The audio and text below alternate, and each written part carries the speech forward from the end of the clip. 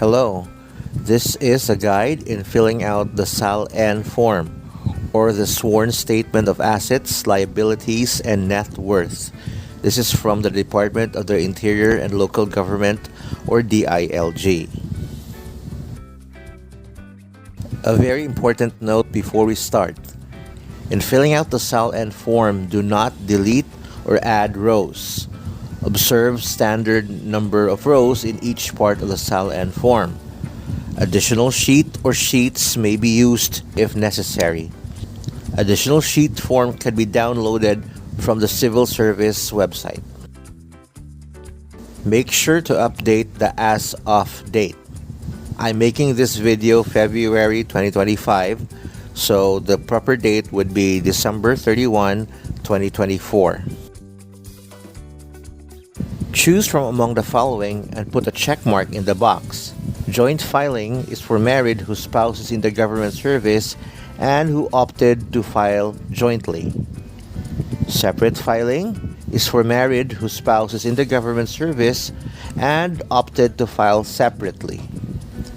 Not applicable is for single or married whose spouse is not in the government service. All fields should be properly filled out. Otherwise, put NA on all blank rows, items, columns as applicable. Provide information only on unmarried children below 18 years of age and living in the declarant's household. All fields should be properly filled out. Otherwise, put NA on all blank rows, items, and columns as applicable. All fields should be properly filled out. Otherwise, put NA on all rows, items, columns without entries.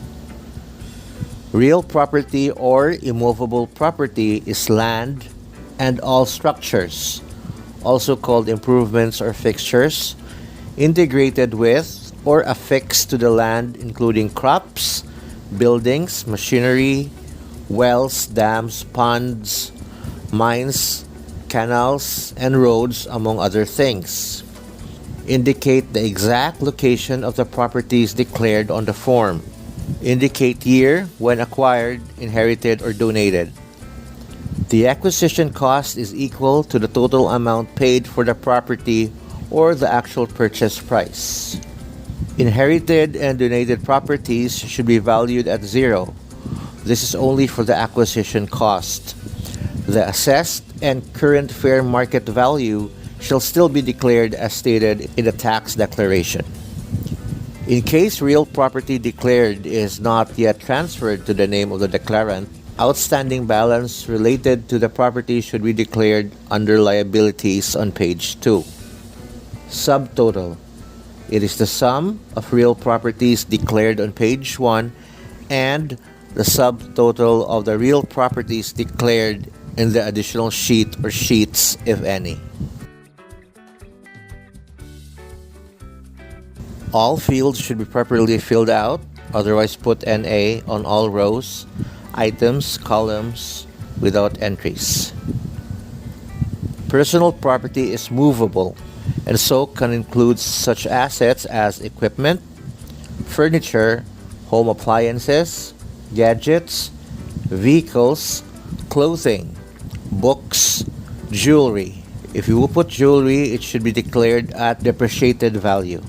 This type of property can also be intangible and so may include such assets as stocks, market value as of December of last year, and personal property also includes cash on hand and cash in banks, balance as of December of last year, prepaid insurance, total payments made or actual purchase price, and other financial assets such as investment account. Example would be a shared capital in the cooperative. For mortgaged properties payable by installment, the whole acquisition cost shall be declared as assets, while the remaining balance as of December of last year should be declared as liability. Indicate year of acquisition, for example, various years, or 2021 to present. Properties of minimal value can be declared in group or bulk. Subtotal. Personal properties declared on page 1 and the subtotal of the personal properties declared in the additional sheet or sheets, if any. Total assets. It is the sum of all real properties and personal properties declared in page 1. All fields should be properly filled out, otherwise put NA on all rows, items, columns without entries. Liabilities include loans, account payable, mortgages, and bonds declared at outstanding balance as of December of last year. Nature of loan, for example, multi-purpose loan, emergency loan, salary loan. Indicate name of creditors or put private individual in case of personal debt.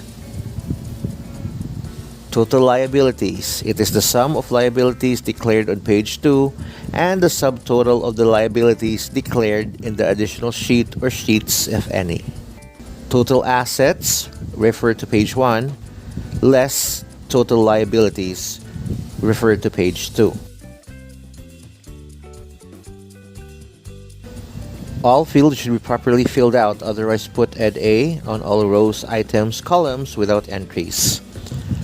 Put a check mark in the box if the declarant does not have a business interest or financial institutions, and put NA on all blank rows, items, and columns. All fields should be properly filled out, otherwise put NA on all rows, items, columns without entries. Put a check mark in the box if you do not know of any relative or relatives in the government service.